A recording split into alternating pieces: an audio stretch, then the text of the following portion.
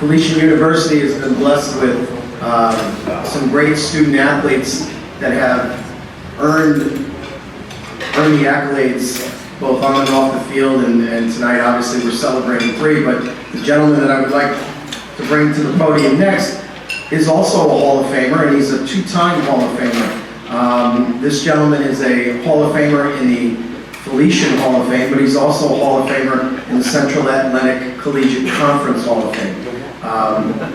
Men's cross country and women's cross country at Felician have been exemplary sports, and this gentleman stewarded our program for a long time, and we're very happy to have him back as an assistant coach now. It is my pleasure to bring up current Felician and CACC Hall of Famer John Brennan.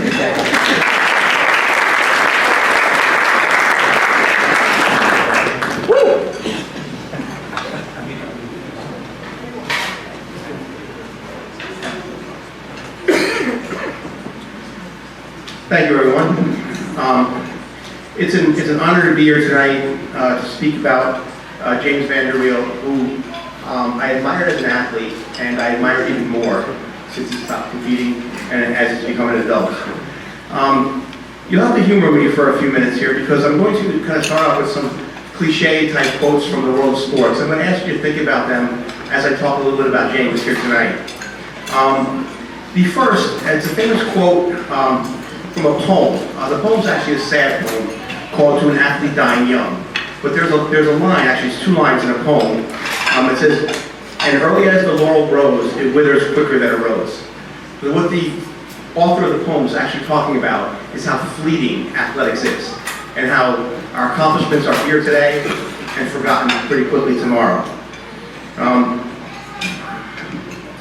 The second is, if you've ever had a chance to see the Mickey Mantle, the baseball guys, this is right for you guys, right? Right, the Mickey Mantle plaque at Yankee, or the thing at Yankee Stadium, and it just says underneath his name, a great teammate, right? You've all seen that or heard about that. Okay. So I'll ask you to think about that. And lastly, there's a quote from a famous World War II and Korean War general, Douglas MacArthur, and there is a spot at West Point that you can see this quote if you walk on the campus. It says, "Upon the fields of friendly strife are sown the seeds that on other fields, on other days, will bear the fruits of victory." The fields of friendly strife, MacArthur was talking about athletics, in the field of athletics. Now, the other fields and other days, he's referring to the battlefields. He was a West Point general. We aren't preparing our student athletes for the fields of battle, but we certainly are preparing them for other fields and other days, right? Whether it be our family lives, our work lives, our members of the community. So we are certainly doing that in a little bit of a different way. So, as an athlete, James was a 4-time all-conference runner. He's actually only one of 3 male athletes to do that here at Felician. He was the 2008 CACC champion. That also earned him, by doing that, the runner of the year and also the rookie of the year honor. He's a 3-time team champion. He was a 2011 All-Region recipient, and he was here at Felician the 2011-12 Felician Senior Male Athlete of the Year. His 8K and 10K times, which are the distances that collegiate male runners run, ranked him in the top 3 all time in both categories. So for those of you not quite familiar with cross-country running, and I know that's a lot of you out there, and I know it's this, that basically means James Vander Wiele was one heck of a runner. Okay? But I have to confess, okay, to put that list together, I had to call Mark Mentone to get all the stats. I'm not even most of it, obviously I knew some of the highlights, but I said, you know, Mark, I need to know all of that stuff, okay? But I just want to repeat one more time. I had to call Mark Mentone. Guys, Mark Mentone? Yeah! All right. So if you think about it, right, I was there for all that, okay? None of you knew that. Tomorrow when I come find you somewhere and quiz you on that, you're not going to remember that, right? Because early as the laurel grows, it withers quicker than a rose, doesn't it? Okay, for all of us, okay? However, there's more to the story, okay? And that doesn't tell the story, not of James, that's for sure. And actually, of course, I had this written before I saw the program. The story is actually in your program. So don't read it while I'm telling it. If you haven't read it, please just listen to my story. James, as a sophomore, had a hip injury, and He actually declined to redshirt and take the year to heal and come back the next year better because he wanted to be there for his team. He thought that they could, and he really thought they could win the conference championship. And they were the best team we had up to that day. And we were going to win that conference championship, and James didn't. Okay? So what happened was absolutely everything that could possibly go wrong went wrong on that day. The course we ran on had a concert in the rain the night before, tore up the whole course. They ran through 6 inches of mud. Now, running through 6 inches of mud is hard, right? Try doing that with an injured hip. Now we're even more trouble. Okay? The rest of his teammates got ill, or all kinds of things happened that day, and they ended up finished third. So much so that when James crossed the finish line, and yeah, he did cross the finish line, we actually couldn't find him. Like, where'd he go? Right? He was actually in the ambulance that was at the course. Right? So the guy actually ran himself into an ambulance, okay, for a race that they weren't even able to win. So I don't know if you agree with me, but that's a good teammate now, isn't it? Right? I have to say.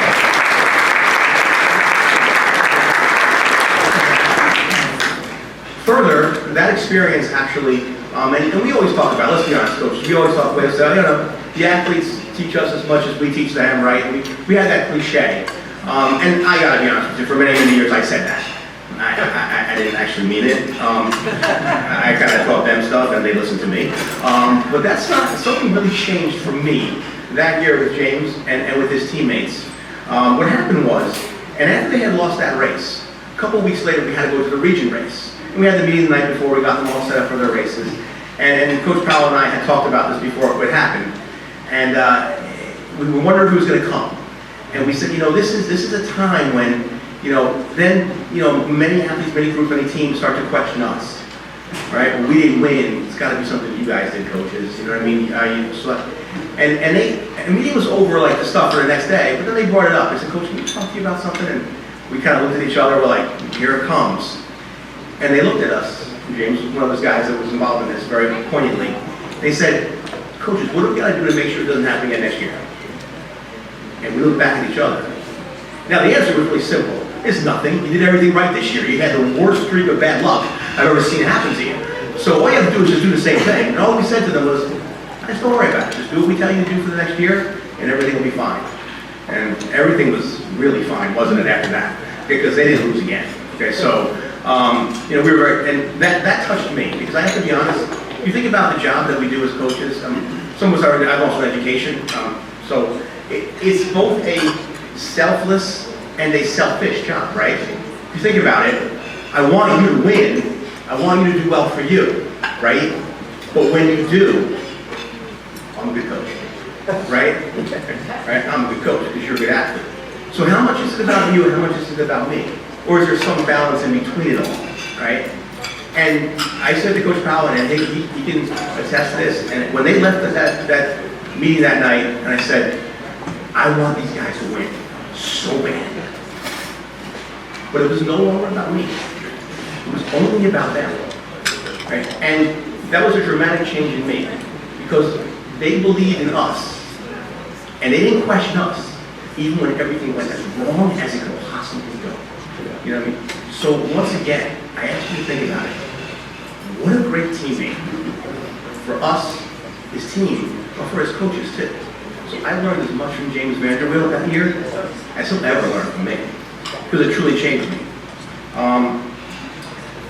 Lastly, I know James, I know a lot about his family. His family's all here, right? Everybody's here. He's deeply involved in their life. He's a great family guy.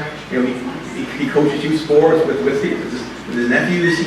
He's that kind of guy. He's got a great job, right? He's a productive member of our community. And in 2014, which is actually after we graduated, I had a thing in my life where my mom passed away, and at that time, my mom was kind of the glue that held our family together, and it was tough. It was a tough time in my life, and I was at the wake, and I turned around.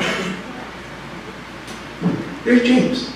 He came all the way down, right? I mean, it's got to be an hour and a half away from where I lived and where he lived at the time, on a weeknight, of course, not a convenient time. And he kind of walked up and we kind of talked, and I said, hey, James, thanks for coming. And he looked at me like I had 6 heads. I've seen that look before. And he looked at me and he said, "Oh, of course." I said, "Of course."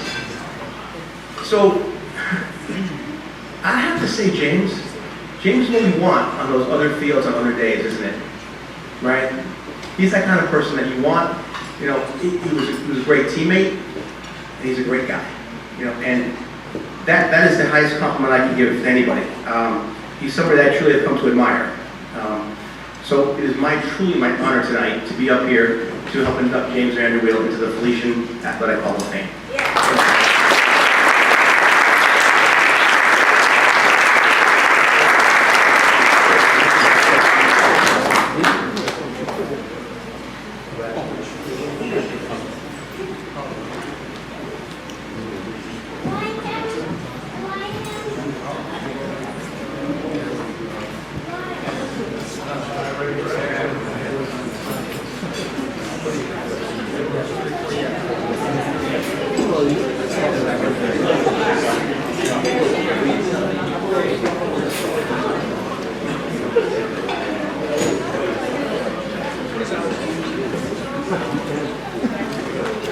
Good evening. It's always good to be back at Felician. Writing tonight's speech brought back a lot of memories from my college years, writing papers last minute the night before. Diamonds form under pressure, right? What do you say on a night like tonight that's not already mentioned in tonight's program? You know, written beautifully by Mark and Tony. But what I think you cannot do enough is thank and appreciate the many people who got me here. I would like to start by thanking the Hall of Fame Committee for nominating me for this induction. Next, I want to congratulate the other inductees, Marcos, Jerry. As a baseball fan, reading over your careers was impressive. Jerry, we have never met, but I would like to let you know I traded for you in the video game MLB The Show.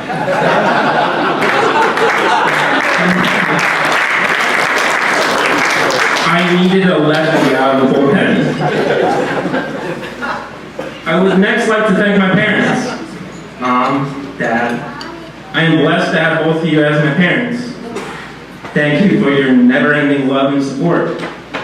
Thank you for getting me involved in sports at a young age. Mom, thank you for always making sure my uniforms were neat and clean. Athletics comes with a lot of extra laundry. Dad, thank you for always taking amazing pictures at my games and meets.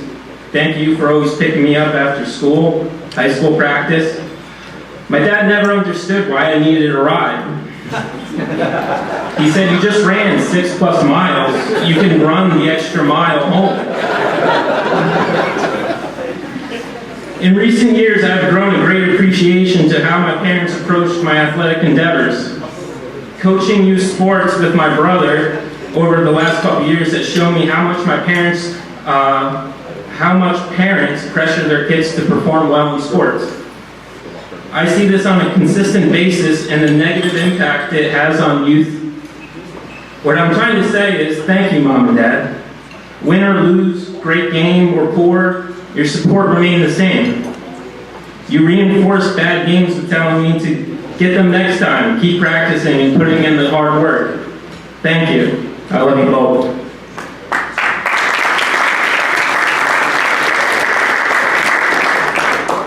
Next, I would like to thank my brother John.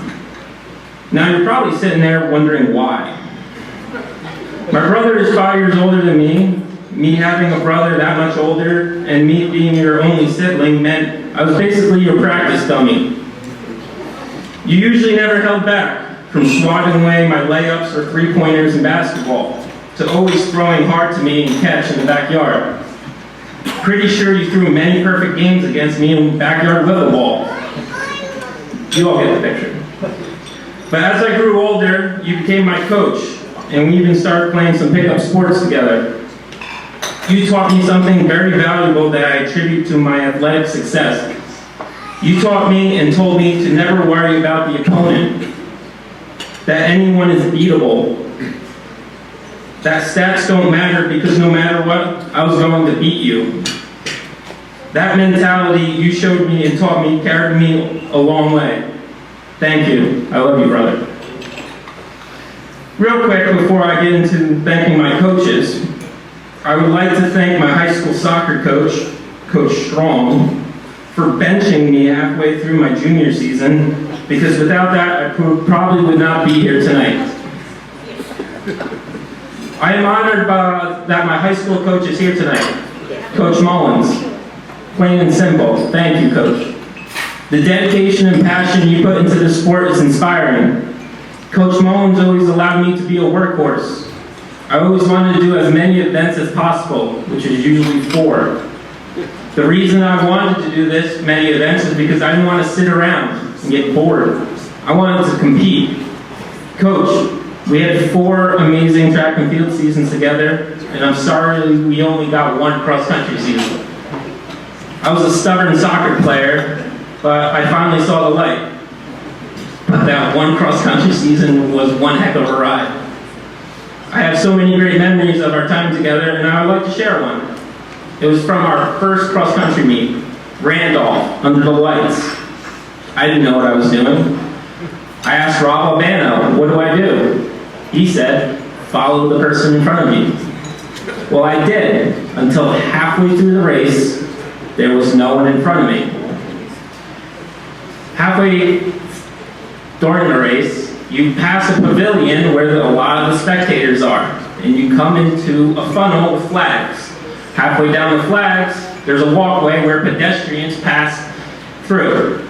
As I'm coming through in first place, pedestrians keep walking by.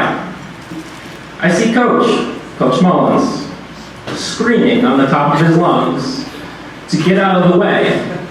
There's plenty other adjectives in there, but I kept running. I finished the race. I won. I walked up to Coach and asked, Coach, I never seen you like that, or use those kind of words.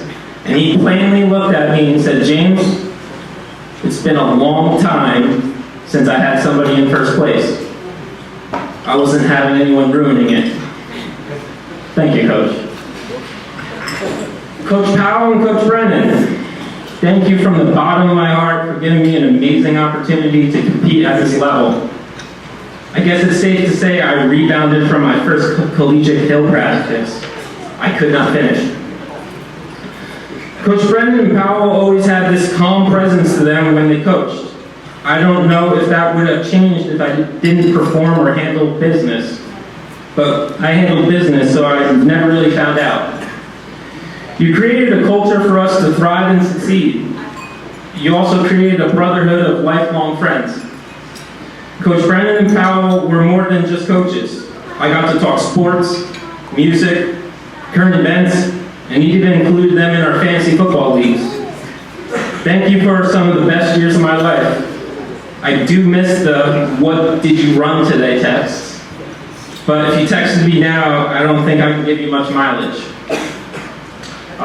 One of the stories I want to tell about Coach Brennan and Coach Powell is that actually they both can coincide on the same day. When I won the CAC conference my freshman year. Before the race, coaches usually bring us all together and give us a little pep talk about how to attack the day, who to look out for, a little bit of strategy.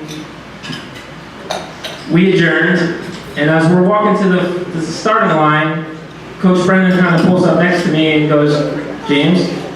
Yes, Coach. If you were about 200 meters close to the top runner, who was Sean DeAndrea that year, with about 1,200 meters to go, Coach goes, Sean better be worried. I never took much of that because I wasn't really that close to him all year. I mean, he was always in front of me, but I kept it in the back of my mind as the race progressed. As the race progressed, I found myself ahead of Sean DeAndrea, battling with another freshman from Wilmington. I decided I wanted to bury this other freshman on the hill. I consider myself a strong hill runner. And this is where Coach Powell comes into play. As I got to the top of the hill, Coach always camped out by a tree. I was in first place at the time, and I see Coach jumping up and down, screaming at the top of his lungs for me to win. I thought, well, now I have to win.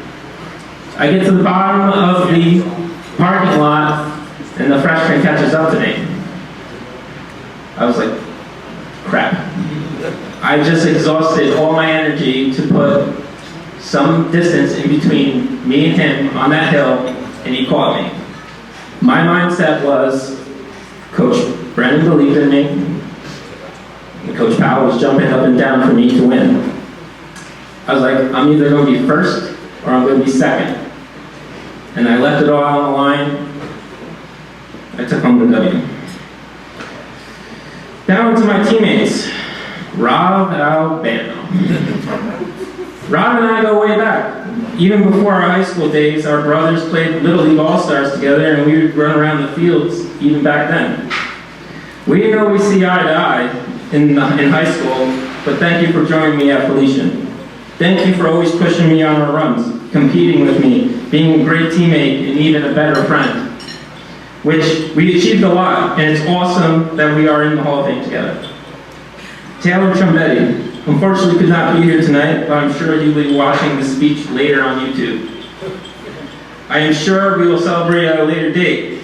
I am happy to have him as my college roommate, asking me at the Rutherford Carnival on the zipper while the ride attendant blasted Motley Crue. I apologize for always sleeping with the window open, even when it was snowing. Thank you, Taylor, for being an awesome teammate and such a great friend. This is what I was referring to when I mentioned the brotherhood Coach Brennan and Coach Powell created. Hopefully soon Taylor will be joining me and Rob.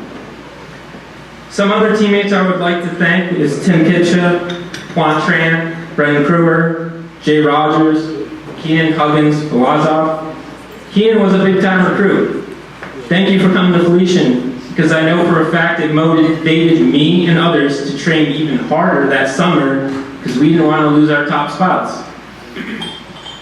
I knew Felician was the right fit for me as soon as I went on my recruiting visit. I was accepted right away by the team. The Felician team never asked me about my running during the visit. They were more interested in me and what kind of movies, music, and video games I was into. Unlike many other recruitment trips when all the team would ask was your running times and championships, my collegiate career started off amazing.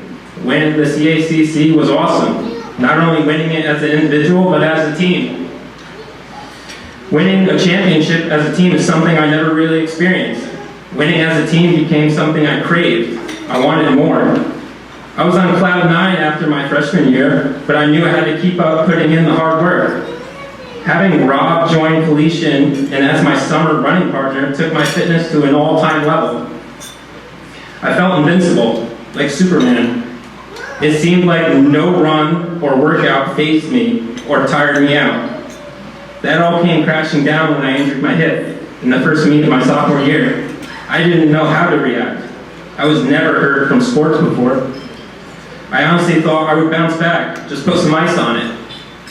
It truly was a humbling experience. From rehabbing and not being able to perform on a level I trained so hard to do, over time I learned I had to change my mindset. No more pushing myself to the outmost limits. I still trained hard, but I knew I needed to be there for my teammates. Winning championships was the goal, a tradition and standard that was set by my coaches and the runners that came before me. Looking back over my Felician career, I would not change a thing. It was a lot of hard work, and I think it paid off. 3 championships and a bunch of individual awards. Thank you to some of my teachers. I have a lot of good things to say about the teachers I had during my college years. One of them is here tonight, Professor Scardino, Professor Torrey, and Professor Lisa. I have a story about Professor Lisa. A lot of the classes I had with Professor Lisa was late at night, starting at 6 p.m., right after cross-country practice. I had a choice to make. Do I eat or do I shower? I ate.